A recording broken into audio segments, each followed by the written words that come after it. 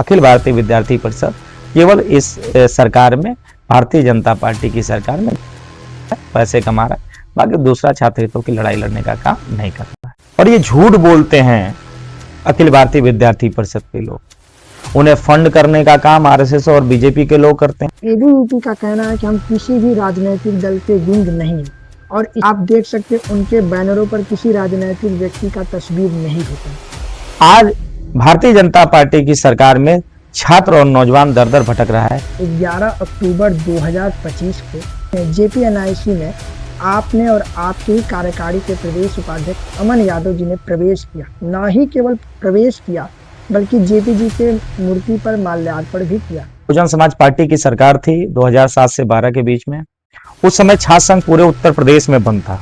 मुझे भी समाजवादी छात्र सभा से महामंत्री पद का चुनाव लड़ने का अवसर मिला, अखिल भारतीय विद्यार्थी परिषद, वो भी हम लोग के साथ आंदोलन में शरीक हुआ करते। छात्र संघ को बहाल माननीय अखिलेश यादव जी ने किया, भारतीय जनता पार्टी की सरकार बनी और फिर से वही काम हुआ जो 2007 से 12 के बीच में बहुजन समाज पार्टी की सरकार में हुआ करता था।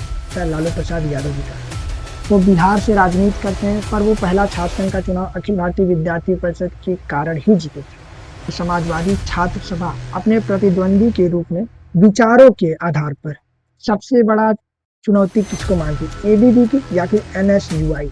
इन 800 करोड़ तो मैक्सिमम 813-14 करोड़ लग चुके थे। पहुंच गए थे हम लोग लगभग 1 बजे के करीब, और हम लगभग 6-6:30 बजे के करीब हम उस जेपीएनआईसी से अंदर से बाहर आए।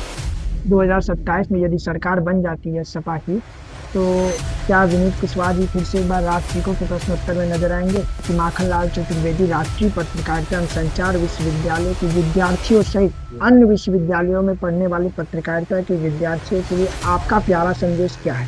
27 में विनीत भैया भी विधानसभा का चुनाव लड़ते हुए दिख सकते हैं। नमस्कार, आप देख रहे हैं राष्ट्रीय को और मैं संस्कार सरल श्रीवास्तव।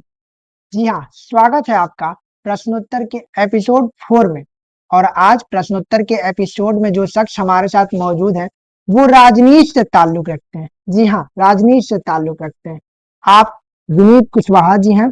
आप समाजवादी छात्र सभा के वर्तमान में प्रदेश अध्यक्ष हैं उत्तर प्रदेश के, और पूर्व छात्र संघ महामंत्री आगरा विश्वविद्यालय व पूर्व समाजवादी लोहिया वाहिनी के राष्ट्रीय उपाध्यक्ष हैं।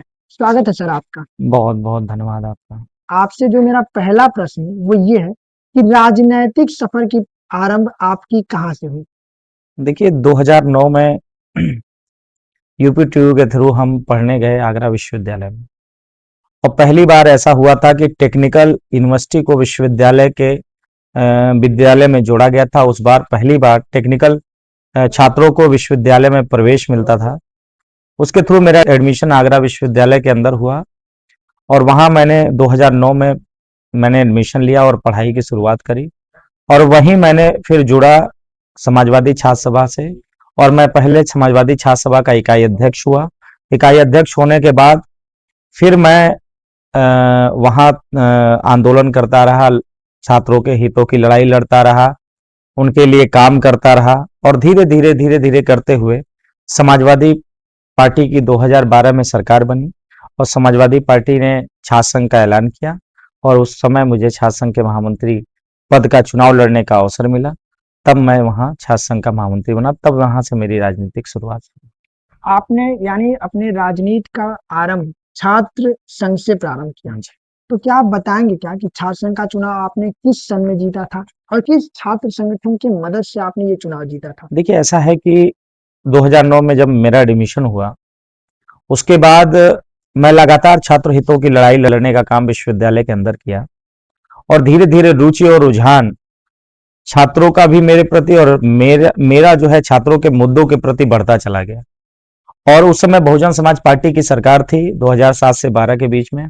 उस समय छात्र संघ पूरे उत्तर प्रदेश में बंद था, लेकिन फिर भी हम लोग छात्र संघ बहाली की लड़ाई हमेशा समाजवादी छात्र सभा लड़ती रही। हमेशा सड़कों पर आंदोलन किए, सदन तक बात ले जाने का काम किया, लेकिन उस समय बहाल नहीं हुआ।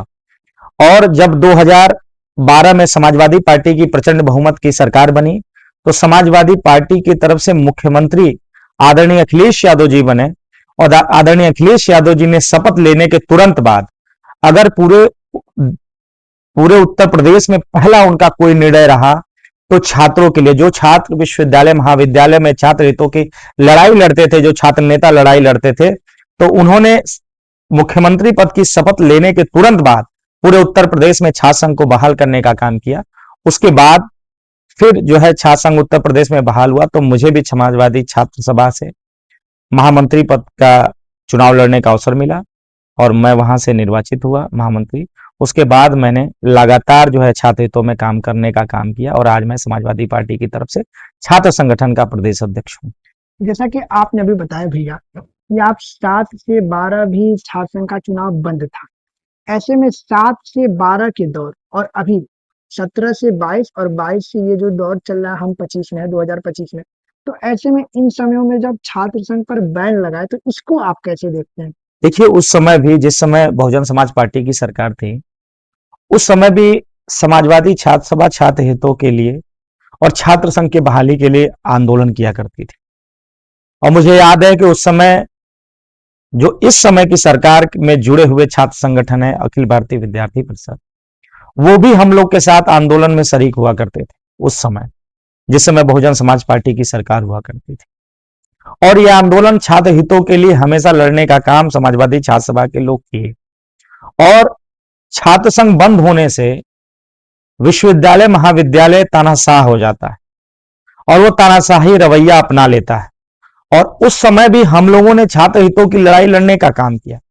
और जब 2012 में समाजवादी पार्टी की सरकार बनी, उस सरकार के दौरान छात्र संघ को बहाल माननीय अखिलेश यादव जी ने किया और कई तमाम छात्र और नौजवान विश्वविद्यालय महाविद्यालय में छात्र संघ के अध्यक्ष और महामंत्री बनकर आए, जिससे विश्वविद्यालय महाविद्यालय में छात्र हितों की रक्षा करने की जिम्मेदारी इन छात्र संघ के पदाधिकारियों की हुआ करती थी।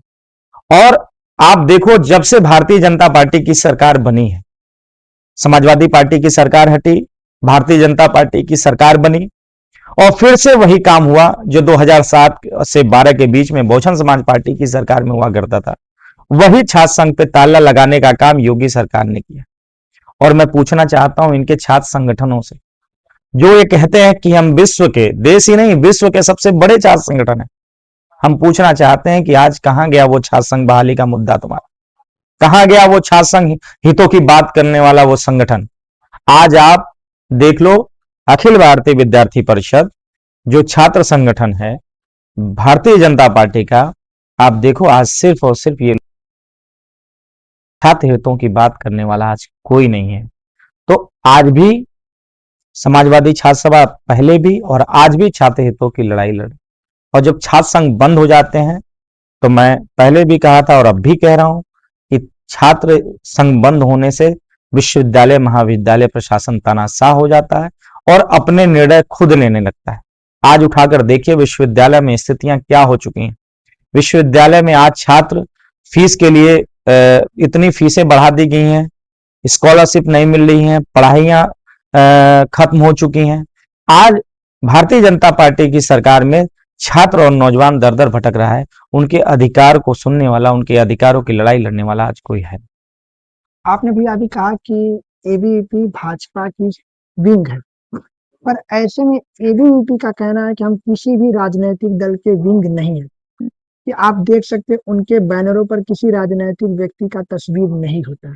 ऐसे में इसको आप कैसे देखिए, ऐसा है कि भारतीय जनता पार्टी जिस तरीके से गुमराह करती है, उसी तरीके से उनके छात्र संगठन या उनके संगठन भी गुमराह। आप उठाकर देख लो, अखिल भारतीय विद्यार्थी परिषद से जुड़े हुए लोग केवल भारतीय जनता पार्टी में जाकर राजनीति करने का काम किए और ये झूठ बोलते हैं। अखिल भारतीय विद्यार्थी परिषद के लोग, उन्हें फंड करने का काम आरएसएस और बीजेपी के लोग करते हैं, उन्हें सपोर्ट करने का काम भी आरएसएस और बीजेपी के लोग करते हैं। तो ये झूठ बोलने का काम तो इनका बेसिक काम, ये गुमराह करते हैं नौजवानों और छात्रों को। लेकिन मैं ये मानता हूं और आप उठाकर देख लेना कभी भी कि अखिल भारतीय विद्यार्थी परिषद उन्हीं का संगठन। उठाइए, अभी बीच में योगी जी ने मरवाया था अखिल भारतीय विद्यार्थी परिषद के लोगों को, दौड़ा दौड़ा कर घसीट घसीट के मरवाया था।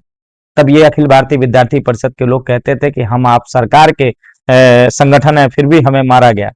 तो क्यों नहीं वो तब कहे कि हम किसी पार्टी से बिलोंग नहीं करते। तो ये वो झूठ बोलने का काम करते हैं और आज बचना चाहते हैं। आज क्यों नहीं लड़ रहे हैं सरकार के खिलाफ? क्यों नहीं? अगर वो कहते हैं कि हम छात्र संगठन किसी पार्टी से नहीं जुड़े हुए हैं, तो क्यों नहीं करते हैं सरकार के खिलाफ आंदोलन? क्यों नहीं बेरोजगारी पर योगी सरकार को घेरते हैं? क्यों नहीं अन्य मुद्दों पर, छात्रों के मुद्दों पर योगी सरकार का और योगी सरकार के योगी का पुतला फूंकते हैं? कहां गए वो जब समाजवादी सरकार हुआ करती थी या बहुजन समाज पार्टी की सरकार हुआ करती थी या सड़कों पर आंदोलित हुआ करते थे? तो ये झूठ बोलते हैं और इनका काम सिर्फ झूठ बोलने का है और ये हमेशा गुमराह करने का काम करते हैं। लेकिन अब छात्र नौजवान समझ चुका है कि अखिल भारतीय विद्यार्थी परिषद केवल इस सरकार में, भारतीय जनता पार्टी की सरकार में पैसे कमा रहा है, बाकी दूसरा छात्र हितों की लड़ाई लड़ने का काम नहीं कर रहा है। आपने कहा भैया कि एबीवीपी के लोग निकल करके भाजपा में ही जाते हैं, लोग और कहीं नहीं जाते राजनीति करने के लिए। पर ऐसे में एक बड़ा नाम निकल करके आता है लालू प्रसाद यादव जी का। वो बिहार से राजनीति करते हैं, पर वो पहला छात्र संघ का चुनाव अखिल भारतीय विद्यार्थी परिषद के कारण ही जीते थे। पर आज वो खुद की पार्टी बना करके बिहार में राजनीति करते हैं। दूसरा आपने मुद्दा बताया अभी कि वो सरकार के खिलाफ तो कोई आंदोलन नहीं करते। ऐसे में भी जल्द ही रामस्वरूप को लेकर के भी उन्होंने आंदोलन किया, तो इसको कैसे आप देखते हैं? देखिए, ऐसा है कि रामस्वरूप विश्वविद्यालय का जो मामला है, उस प्रकरण में वो अपने सरकार के पास गए, लेकिन उनकी सुनवाई नहीं हुई और उस सुनवाई नहीं होने के कारण वो छात्रों के साथ उस विश्वविद्यालय में गए थे और उस विश्वविद्यालय में जाने के बाद योगी सरकार ने क्या हश्र उन लोग का किया था, ये आपने भी देखा होगा, साक्षात देखा होगा। क्या हुआ विश्वविद्यालय के खिलाफ, क्या हुआ उन बच्चों का, क्या हुआ, क्या ये एबीवीपी बता पाएगी? और केवल वही रामस्वरूप यूनिवर्सिटी ही नहीं है, आप उत्तर प्रदेश की जितनी भी यूनिवर्सिटियां हैं, आप उनमें देखिए कि क्या है पढ़ाई का स्तर, क्या है छात्र नौजवानों के हक और अधिकार का स्तर, क्या है उनके शिक्षा का स्तर, कि उनके साथ कितना उत्पीड़न हो रहा है। क्या ये अखिल भारतीय विद्यार्थी परिषद को नहीं दिखता है? क्यों नहीं सरकार के खिलाफ बोलते हैं? क्योंकि ये झूठ बोलते हैं, ये छात्र और नौजवानों को बरगलाने का काम करते हैं। और आपने बात की लालू प्रसाद यादव जी, तो लालू प्रसाद यादव जी ने अपनी पार्टी बनाई, उन्होंने अपनी पार्टी को खड़ा किया और बिहार के अंदर उन्होंने परिवर्तन लाने का काम किया। लेकिन आप तमाम मुद्दों पर उठाकर देख लीजिए, जितने भी विद्यार्थी परिषद के लोग, वो भाजपा का ही संगठन है और ये सिर्फ और छात्र नौजवानों को गुमराह करने के लिए ये सब इधर उधर की बातें करते हैं। ये मेरा अगला प्रश्न ये है आपसे, आप विनीत कुशवाहा जी और समाजवादी छात्र सभा अपने प्रतिद्वंदी के रूप में विचारों के आधार पर सबसे बड़ा चुनौती किसको मानती, एबीवीपी या फिर एनएसयूआई? देखिए, ऐसा है कि हम प्रतिद्वंदी उसे मानते हैं विचारों के रूप में जो जनता और जनमानस के खिलाफ, जिनके निर्णय, जिनकी सोच और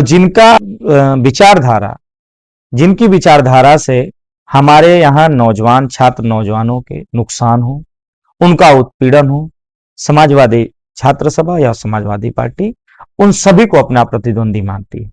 आज देखिए, भारतीय जनता पार्टी की सरकार में लगातार जो है छात्र नौजवानों का उत्पीड़न हो रहा है, लगातार उनका उत्पीड़न हो रहा है और वो सभी लोग जिम्मेदार हैं जो इन छात्रों के उत्पीड़न को बैठकर सत्ता में देख रहे हैं। हम समाजवादी लोग उन सब लोग के खिलाफ हैं और हमेशा समाजवादी पार्टी के राष्ट्रीय अध्यक्ष माननीय अखिलेश यादव जी ने हमेशा कहा है और हमेशा उन्होंने कहा है कि हम हमेशा न्याय की बात करते हैं, हम छात्रों के हितों की बात करते हैं, हम किसान के हितों की बात करते हैं, हम महिला के हितों की बात करते हैं। तो हम हमेशा समाजवादी लोग हमें चाहते हैं कि यहाँ तरक्की और खुशहाली हो, छात्र नौजवानों को उनका हक अधिकार मिले, महिलाओं को उनकी सुरक्षा मिले, किसानों के फसलों के दाम मिले और हॉस्पिटल और सड़कें बेहतर हों, जिससे कि वहाँ यहाँ के लोगों को लाभ मिल सके। तो हम हमेशा उन चीजों के खिलाफ हैं जो हमारे देश, हमारे प्रदेश की जनता के उत्पीड़न करता हो, जिसकी विचारधारा, जिसकी सोच या उनके साथ अन्याय करता हो, उन सब के खिलाफ हम समाजवादी लोग। समाजवादी छात्र सभा वर्तमान समय में सपा की सरकार 2027 में बनवाने के लिए कार्य करे या फिर छात्र संघ बहाली को लेकर के भी कुछ कर रही है? देखिए ऐसा है कि समाजवादी छात्र सभा लगातार छात्र संघ के नौजवान छात्र नेता हमेशा विश्वविद्यालय के अंदर इस मुद्दे को उठा रहे हैं। और अभी आपने देखा होगा कि बलिया के अंदर और आज इलाहाबाद विश्वविद्यालय के अंदर एक बड़ी पंचायत कर रहे हैं छात्र नेता, और वो मुद्दा है छात्र संघ बहाली का। वो सब विचारधारा के लोग हैं, वो छात्र नेता हैं, वो समाजवादी विचारधारा के लोग हैं, और आज उन्होंने ये बात रखा है।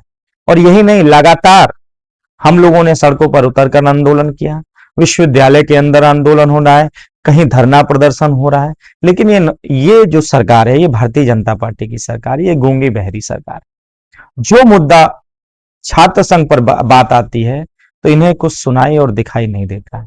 अभी हाल ही में आपने देखा होगा कि दिल्ली में छात्र संघ का चुनाव हुआ, वहां पर अखिल भारतीय विद्यार्थी परिषद ने चुनाव जीता, और यहाँ के जो मंत्री हैं, मुख्यमंत्री हैं और उप मुख्यमंत्री हैं, इन लोगों ने बधाई दी। ये बेशर्मी है इस सरकार की, ये नाकामी है इस सरकार की कि आप दिल्ली विश्वविद्यालय के अंदर आप बधाई दे रहे हो छात्र संघ पर, और उत्तर प्रदेश के अंदर ताले लगाकर रखे हो छात्र संघों पर। तो क्या ये नहीं दिखाई देता योगी जी को कि कितना उत्पीड़न कर रहे हैं आज वो छात्र संघ के और नेताओं के साथ? तो ये भारतीय जनता पार्टी ये छात्र हितों के लिए नहीं, ये छात्रों के उत्पीड़न में विश्वास रखती है, छात्रों के शोषण में विश्वास रखती है, उनके अधिकारों को खत्म करने में विश्वास रखती है। लेकिन समाजवादी छात्र सभा पहले भी लड़ाई लड़ती है और आज भी लड़ाई लड़ रही है और आगे भी लड़ाई लड़ने का काम करेगी। जहां पर छात्रों के साथ अन्याय होगा, वहां समाजवादी छात्र सभा उन छात्रों के साथ खड़े होते हुए दिखाई देगी। आप यानी 2027 में यदि सपा की सरकार बनती है तो छात्र संघ बहाल हो जाएगा? बिल्कुल, पहले भी किया है माननीय अखिलेश यादव जी ने।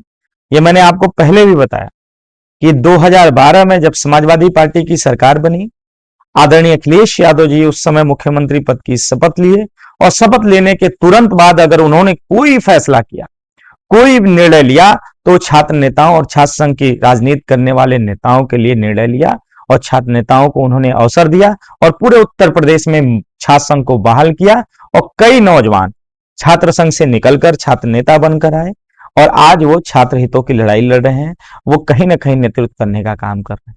तो जब भी सरकार बनेगी तो पहले नंबर पर ही समाजवादी पार्टी की सरकार सबसे पहले अगर कोई कुछ काम करेगी, छात्र संघ को बहाल करने का काम करेगी। भैया, आप प्रदेश के अध्यक्ष हैं छात्र सभा के, तो जाहिर सी बात है कि अखिलेश जी से मिलना होता होगा आपका। तो ऐसे में अभी हाल ही में 11 अक्टूबर 2025 को JPNIC में आपने और आपके ही कार्यकारी के प्रदेश उपाध्यक्ष अमन यादव जी ने प्रवेश किया। ना ही केवल प्रवेश किया बल्कि JP जी के मूर्ति पर माल्यार्पण भी किया। तो शासन प्रशासन से डर नहीं लगा? देखिए ऐसा है कि डरने की बात ही नहीं है कहीं, और समाजवादी लोग डरते भी नहीं। JP जी का बहुत बड़ा नाम है, JP जी का वो आंदोलन आज भी समय समय पर गूंजता है, और वो मामूली आंदोलन नहीं था। उन्होंने एक छोटे से आंदोलन को इतना बड़ा आंदोलन में बदला, और आप देखिए कई नेता JP जी के आंदोलन से निकले हुए। आज भारतीय जनता, ऐसा नहीं है कि केवल समाजवादी पार्टी या फिर कांग्रेस में ही कर रहे हैं, वो भारतीय जनता पार्टी की में भी वो अपनी राजनीति कर रहे हैं JP जी के आंदोलन से निकले हुए। लेकिन जब समाजवादी पार्टी की सरकार बनी, आदरणीय अखिलेश यादव जी ने JP जी के नाम पर एक सेंटर बनाया, और वो भव्य सेंटर बनाया। उसमें अगर आप जाओगे तो वो बिल्डिंग आप दूर से देखिए, इतना बढ़िया वो बिल्डिंग उन्होंने बनाया। और केवल बिल्डिंग ही नहीं है, उसमें म्यूजियम है, उसमें होटल्स हैं, इंडोर गेम है, ऊपर हेलीपैड है। जो ये G20 इन्होंने कराया था, अगर इन्होंने JPNIC को सही करा दिया होता तो मैं दावे के साथ कहता हूं कि आदरणीय अखिलेश यादव जी द्वारा बनाए गए JPNIC में G20 अकेले वो ऑर्गेनाइज कर देता। वो सारी सुविधाएं उन्होंने उसमें आदरणीय अखिलेश यादव जी ने एक हाईटेक बिल्डिंग के रूप में बनाने का काम किया, और वो प्रेरणा स्रोत था कि हम JP जी के उस आंदोलन के बारे में म्यूजियम के माध्यम से ये आने वाली पीढ़ी वो समझ सके कि JP जी ने किस तरीके से आंदोलन किया था। और आप देखिए, जब से ये भारतीय जनता पार्टी की सरकार बनी, तो ये बताते हैं कि इसमें घोटाले हुए, लेकिन आज तक 10 साल की सरकार पूरी होने जा रही है, लेकिन बता नहीं पाए कि क्या घोटाला हुआ। सिर्फ और सिर्फ गुमराह करना चाहते हैं। जो समाजवादी सरकार में आदरणीय अखिलेश यादव जी द्वारा बनाए गए जितने भी बिल्डिंग्स हों या जो भी उनके काम हो, उन्हें बेचना चाहती है सरकार। लेकिन हम समाजवादी लोग भी ठान रखे हैं कि जेपीएनआईसी को बिकने नहीं देंगे। दूसरी चीज कि 2023 में आपने देखा होगा कि ऐसा क्या कारण है, क्या डर है योगी सरकार को कि भाई वहां माल्यार्पण करने आपने आदरणीय अखिलेश यादव जी को भी रोका था 2023 में, लेकिन उस समय भी आप आदरणीय अखिलेश यादव जी को माला पहनाने से नहीं रोक पाए। इस बार फिर आपने जेपीएनआईसी को बैरिकेडिंग कर दी, लेकिन हमने कहा कि हमारे नेता ने तो कर दिया है, अब हर बार वही माल्यार्पण नहीं करेंगे। इस बार हम कार्यकर्ताओं ने जाकर और जेपी जी को माला पहनाया और योगी जी को आईना दिखाया कि अभी अखिलेश जी को तो रोकना बहुत दूर की बात है। अभी हम दो कार्यकर्ता जाकर अगर हम जेपीएनआईसी में जेपी जी को माला पहनाकर श्रद्धा सुमन अर्पित कर सकते हैं, तो आदरणीय अखिलेश यादव जी को रोकने की ताकत आप में नहीं है। तो ये आईना दिखाने का काम सिर्फ योगी सरकार को किया और ये बताने का प्रयास किया कि अगर उस बिल्डिंग को अगर आप खोल देंगे तो बहुत से नौजवान जेपी जी के बारे में समझ पाएंगे और वो बिल्डिंग सरकार के ही काम आएगी और सरकार के लिए राजस्व के लिए भी फायदा देने का काम करेगी। जिस जेपीएनआईसी की बात हो रही है वो जयप्रकाश नारायण जी के नाम पर बनाया जाना था अखिलेश यादव जी के कार्यकाल में। भारत रत्न बागी बलिया के लाल जयप्रकाश नारायण जी के नाम पर वो बनाया जा रहा है और जेपी आंदोलन 1974 में हुआ था। चलिए अब बढ़ते हैं अगले प्रश्न की तरफ। भैया जेपीएनआईसी की लागत कितनी थी, कितने में वो बनने वाली थी? अब ये अप्रोक्सीमेट मुझे याद नहीं है, लेकिन 800 करोड़ तो मैक्सिमम 813-14 करोड़ लग चुके थे। कुछ और लगते तो उसमें वो मेंटेनेंस कंप्लीट हो जाता, वो बिल्डिंग शानदार बिल्डिंग तैयार हो जाती। और ये योगी सरकार जब बनी समाजवादी सरकार हटने के बाद, तो ये तुरंत घोटाले दिखा दिए। और आपको याद होगा कि उस समय एक मंत्री जी फावड़ा लेकर गए थे, कहे थे कि यहाँ बहुत घोटाला हुआ, लेकिन वो फावड़ा लेके खोदते रह गए लेकिन एक ईंट नहीं निकाल पाए। तो सोचिए कि कितना मजबूती वो जेपीएनआईसी की बिल्डिंग उसी समय दिखा देती और इन्हें आज तक उसमें कोई भ्रष्टाचार नहीं दिख पाया, न मिल पाया।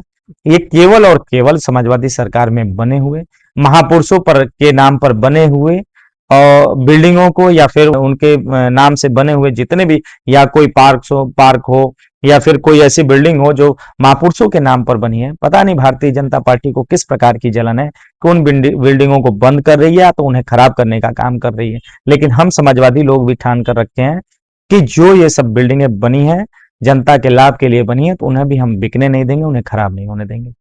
ये एक कन्वेंशन सेंटर है, सम्मेलन केंद्र। अब बढ़ते हैं अगले प्रश्न की तरफ। वो ये भैया कि आप जब माल्यार्पण करके बाहर निकले तो अखिलेश जी से तो मिले ही होंगे, तो उनका क्या कहना था?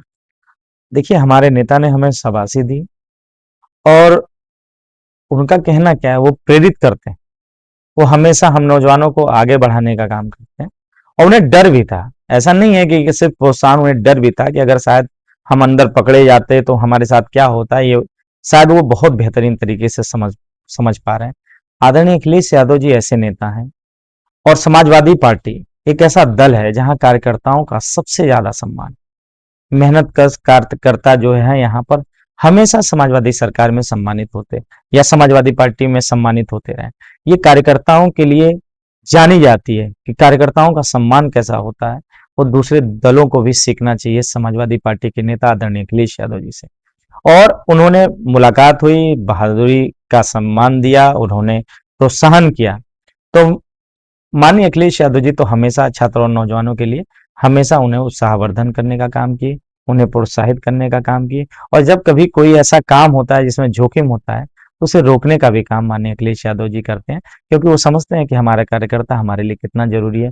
अगर चोटिल हो जाएगा, कुछ ऐसी अप्रिय हो जाएगा, तो कितना नुकसान झेलना पड़ेगा पार्टी को, तो ये भी माननीय अखिलेश यादव जी भली बात समझते हैं। तो हर तरीके से हम लोगों को समझाने का और प्रोत्साहित करने का काम करते हैं।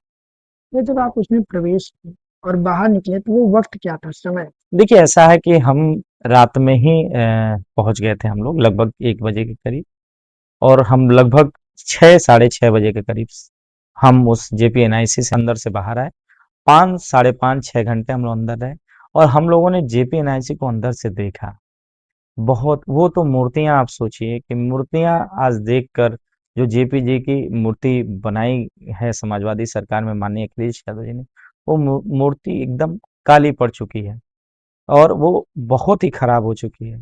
तो देख के बहुत पीड़ा होती है कि बताइए, जिन महापुरुषों ने, जिन नेताओं ने हम लोग के लिए, हमारे उत्थान के लिए, हमारे उन्नति के लिए अपनी जान लगा दी, एक बड़ा आंदोलन खड़ा कर दिया छात्र हितों के लिए, और आज उनके मूर्ति के साथ इस तरीके का दुर्व्यवहार योगी सरकार कर रही है, तो कहीं ना कहीं गुस्सा भी था और कहीं ना कहीं पीड़ा भी थी। लेकिन हम जानते हैं कि उनकी कन्वेंशन सेंटर में और वो जो जेपी जी की मूर्ति लगी हुई है, वो तभी ठीक होगी जब माननीय अखिलेश यादव जी उत्तर प्रदेश के मुख्यमंत्री बनेंगे, जब माननीय अखिलेश यादव जी सत्ता में आएंगे, तो फिर से वो कन्वेंशन सेंटर बनकर तैयार होगा। मैं दावे के साथ कहता हूँ कि जब वो कन्वेंशन सेंटर बनकर तैयार होगा और जब उसमें ऑर्गेनाइजेशन शुरू होगा, तो आप देखिएगा कि देश और दुनिया के लोग आएंगे उस कन्वेंशन सेंटर को देखने के लिए कि जिस तरीके से जो है किस तरीके से ये बिल्डिंग समाजवादी सरकार में बनाई गई है। आप द्वय जब उस कन्वेंशन सेंटर से बाहर निकले तो प्रशासन ने आपके ऊपर कुछ कार्रवाई की? प्रशासन ने कोई कार्रवाई नहीं की। अब ये क्यों नहीं किया उन्होंने, ये तो वो जाने। खैर, हमने ये दृढ़ संकल्प करके गए थे कि हमें माल्यार्पण करना है और हमने माल्यार्पण करी और नमन किया। नमन करने के बाद निकले। अब वो तो सरकार का फैसला है कि वो उन्होंने क्यों नहीं कार्रवाई की। हो सकता है कि बहुत सी सोच के बाद कि वो क्या कह पाते, वो क्या कह पाते कि हमने माल्यार्पण करने पर मुकदमा लिखा है। तो हो सकता है कि उन्हें थोड़ा बहुत शर्म भी आया हो कि अब इतना कुछ हो ही गया है, तो अब शायद मुकदमे ना लिखें। तो खैर, उन्होंने किस कारण किया ये मुझे नहीं पता, लेकिन जब हम जा रहे थे तो हम ये सोच के जा रहे थे कि आज मुकदमा भी होगा, जेल भी होगा, लेकिन हम उससे डरने वाले नहीं थे, क्योंकि हमें पता था कि जेपी जी को माल्यार्पण करना ये हमारे लिए सौभाग्य की बात होगी, क्योंकि वो जेपी जी का बहुत बड़ा नाम है।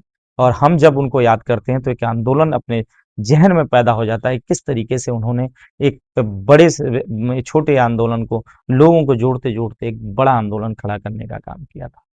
क्या 2022 में विधानसभा के चुनाव में एनडीए ने अपनी सरकार बना ली और अकेले भाजपा ने 255 सीट यूपी में लाए और वहीं सपा ने 111 सीट लाई, तो आखिर क्या ऐसी भूल हो गई कि सपा की सरकार नहीं बनी? देखिए, ऐसा है कि अगर हम इसे बारीकियों से देखें तो कुछ कमियां हम में भी रही, और जो एनडीए ने सरकार बनाई वो चोरी की सरकार है। ये पक्षपात किया इन्होंने, इन्होंने धांधली करी, ले और धांधली करके इन्होंने सरकार बनाई। तो कुछ कमियां हमसे भी रही, हम समाजवादी पार्टी से भी हुई, जिसकी वजह से सरकार नहीं बन पाई। लेकिन मुझे भरोसा है कि 2027 में जिस तरीके से समाजवादी पार्टी के राष्ट्रीय अध्यक्ष माननीय श्री अखिलेश यादव जी, जो पीडीए की संरचना, जिस तरीके से पीडीए के लोगों को एकजुट करने का काम किया है, 2027 में निश्चित तौर पर समाजवादी पार्टी की सरकार बनेगी और पीडीए के लोगों को न्याय मिलने का काम 2027 में होगा। भैया, आपने धांधली की बात कही, तो जाहिर सी बात ये मुझे लगता है वोट चोरी की तरफ संकेत है। तो ऐसे में जिन प्रदेशों में एनडीए की सरकार नहीं बनती है, तो कुछ लोग कहते हैं वहां वोट चोरी नहीं हो रही, और जिसमें एनडीए की सरकार बन जाती है वहां विपक्ष के लोग कहते हैं ये वोट चोरी हो रही है। तो इस पे आपका क्या कहना है? देखिए, माननीय श्री अखिलेश यादव जी ने सदन में 2024 के चुनाव के बाद भी कहा कि हमें ईवीएम पर भरोसा पहले भी नहीं था और अब भी नहीं है और आगे भी नहीं रहेगा। उन्होंने सदन में कहा था कि अगर हम 80 से 80 सीटें जीत जाते तब भी हमें भरोसा नहीं होता है कि ईवीएम। और मैंने तो साक्षात देखा है फर्रुखाबाद कि किस तरीके से डीएम ने वहां धांधली करी थी, किस तरीके से डीएम ने वहां धांधली करी थी, किस तरीके से वहां वोटों को लूटा गया था, किस तरीके से लाइटें बंद की गई थी, किस तरीके से आंसू गैस के गोले छोड़कर और किस तरीके से ईवीएम में धांधली करके डॉक्टर नवल किशोर साके को फर्रुखाबाद के अंदर हराया गया। ये साक्षात प्रमाण है। क्यों नहीं जवाब देती योगी सरकार? क्यों नहीं वहां के डीएम जवाब देते कि हमने कोई धांधली नहीं की? क्यों नहीं रिकाउंटिंग उन्होंने कराया? क्योंकि उन्हें आदेश था कि उन्हें धांधली कराकर चुनाव जीतना है। तो ये वोट चोर है। ये भारतीय जनता पार्टी के लोग वोट चोर हैं, वोट चोरी का काम करने का काम करते हैं। और आज देखिए ना, अभी आपने हाल ही में देखा होगा कि जो उपचुनाव हुए थे, उपचुनाव में किस तरीके से बंदूक की नोक पर ये योगी सरकार ने वोटों को लूटा था। समय उसको दिखाई नहीं दिया कि किस तरीके से बंदूक के नोक पर वोटों को रोका जा रहा था, किस तरीके से रेड कार्ड इशू किए जा रहे थे, किस तरीके से लोगों को वोट डालने से रोका जा रहा था। ये चुनाव आयोग भी आज कठपुतली बन चुका है। आज देखो ना, आज एसआईआर किया जा रहा है, सारी पार्टियां मांग रही हैं कि समय सीमा बढ़ाई जाए। क्या जल्दीबाजी है? चुनाव आयोग को किस प्रकार की जल्दीबाजी है कि एक ही महीने में काम कंप्लीट करने हैं? और कितना प्रेशर है उनके बीएलओ पर। कई बीएलओ अपनी जान दे दिए। तो कि योगी ये चुनाव को जल्दीबाजी क्या है, किस प्रकार की जल्दीबाजी है, कहीं से ऑपरेट हो रहा है? भैया उत्तर प्रदेश में चुनाव तो अभी लगभग 12 से 13 महीने हैं, लेकिन क्यों इतनी जल्दीबाजी है? टाइम तो देना चाहिए था एसआईआर में। लेकिन ये जल्दीबाजी बता रही है कि वोट चोरी, ये फिर यही सोच रहे हैं कि वोट चोरी करके 2027 में चुनाव जीता जाए, बंगाल में चुनाव जीता जाए। ये कब तक वोट चोरी करेंगे? जनता भी अब धीरे धीरे समझ रही है कि किस तरीके से भारतीय जनता पार्टी वोट चोरी लगातार कर रही है, और ईवीएम पर भरोसा पहले भी नहीं था, आज भी नहीं है, आगे भी नहीं रहेगा। 2027 में किन मुद्दों को लेकर के आप जनता के बीच जा रहे हैं? देखिए, समाजवादी पार्टी ने पहले भी जब भी हम चुनाव लड़े हैं, समाजवादी पार्टी चुनाव लड़ी है माननीय अखिलेश यादव, तो विकास का मुद्दा सर्वोपरि रहा है, रोजगार का मुद्दा सर्वोपरि रहा है। स्वास्थ्य, शिक्षा, सड़क, बिजली, पानी, स्वास्थ्य, ये सारी चीजें, सारी मुद्दे जो हैं समाजवादी पार्टी के लिए रहे हैं, और हमेशा समाजवादी पार्टी मुद्दों की राजनीति करती है।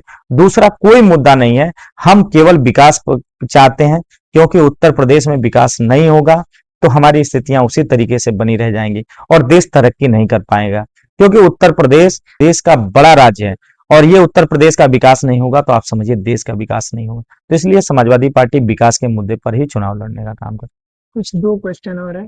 पहला क्वेश्चन ये भैया आखिरी का, 2027 में सरकार बनने के बाद विनीत कुशवाहा जी अखिलेश जी से मिलेंगे तो पहला प्रस्ताव क्या रहेगा? है। देखिए, ऐसा है कि मुद्दे सारे तैयार हो चुके हैं।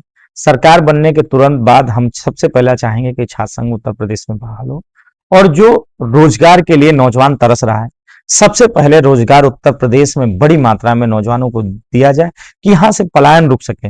योगी सरकार में सबसे ज्यादा पलायन हुआ है, छात्र नौजवान बाहर गया है, पढ़ा लिखा छात्र नौजवान बाहर जाना पड़ रहा है, और आज देश ही नहीं विदेश जाकर उसे नौकरी करनी पड़े, उसे आज देश में भी भरोसा नहीं है कि उसे कहीं नौकरी मिल पाएगी, तो नौजवान देश छोड़ रहा है। तो ये सोचिए कि हम 27 में सरकार बनाएंगे तो सबसे पहले माननीय जी से यही निवेदन करेंगे, और माननीय जी से कहने की जरूरत नहीं है, माननीय जी खुद समझते हैं, माननीय श्री अखिलेश यादव जी खुद समझते हैं कि नौजवानों को सर्वप्रथम रोजगार से जोड़ा जाए, जिससे उनके विकास हो सके, उनके परिवार का विकास हो सके।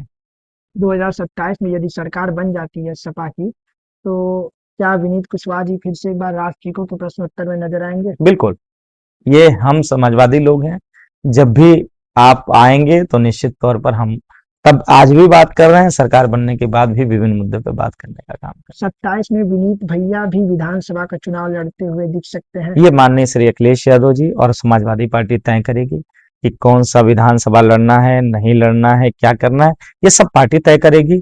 हम लोग सिर्फ इसलिए आज तैयार हैं कि पीडीए को मजबूत किया जाए, समाजवादी पार्टी की सरकार बनाई जाए, और 2027 में समाजवादी पार्टी के राष्ट्रीय अध्यक्ष माननीय अखिलेश यादव जी को मुख्यमंत्री बनाया जाए, जिससे जो पीड़ित उत्पीड़ित पीडीए के लोग हैं उन्हें न्याय मिल पाए, उनकी उन्नति हो पाए। तो यही सोच लेकर समाजवादी पार्टी 2027 में सरकार बनाने का काम करे। आखिरी क्वेश्चन भैया आपसे ये है कि माखनलाल चतुर्वेदी राष्ट्रीय पत्रकारिता एवं संचार विश्वविद्यालय के विद्यार्थियों सहित अन्य विश्वविद्यालयों में पढ़ने वाले पत्रकारिता के विद्यार्थियों के लिए आपका प्यारा संदेश क्या है? हम उन्हें ये धन्यवाद और शुभकामनाएं देंगे कि इसी तरीके से नौजवानों को आगे बढ़ाते रहें, पत्रकारिता भी निष्पक्ष हो सके, और निष्पक्ष पत्रकारिता से ही हमारे देश का विकास हो पाएगा, क्योंकि ये चौथा स्तंभ कहा जाता है, और चौथा स्तंभ इसलिए कहा जाता है कि लोगों को भरोसा होता है कि हमारे पत्रकार बंधु हमारे मुद्दों की बात करेंगे, हमारे हितों की बात करेंगे। तो मुझे उम्मीद है और भरोसा है कि आप जिस तरीके से चल रहे हैं, जिस तरीके से आप इंटरव्यूज कर रहे हैं या फिर न्यूज दिखा रहे हैं, तो मुझे भरोसा है कि आपके भी विश्वविद्यालय इंस्टीट्यूशन से निकलकर नौजवान और निष्पक्ष होकर पत्रकारिता करेगा, जिससे यहाँ के देश और देश की जनमानस को लाभ दिलाने का काम करेंगे, उनके न्याय दिलाने का काम करेंगे। आपने अपना बहुमूल्य समय दिया, इसके लिए आपको बहुत बहुत धन्यवाद भैया। बहुत और आपसे कहना यह है कि ऐसे और इंटरेस्टिंग इंटरव्यू देखने के लिए स्टे कनेक्टेड विथ राष्ट्रीय को। धन्यवाद। बहुत बहुत धन्यवाद।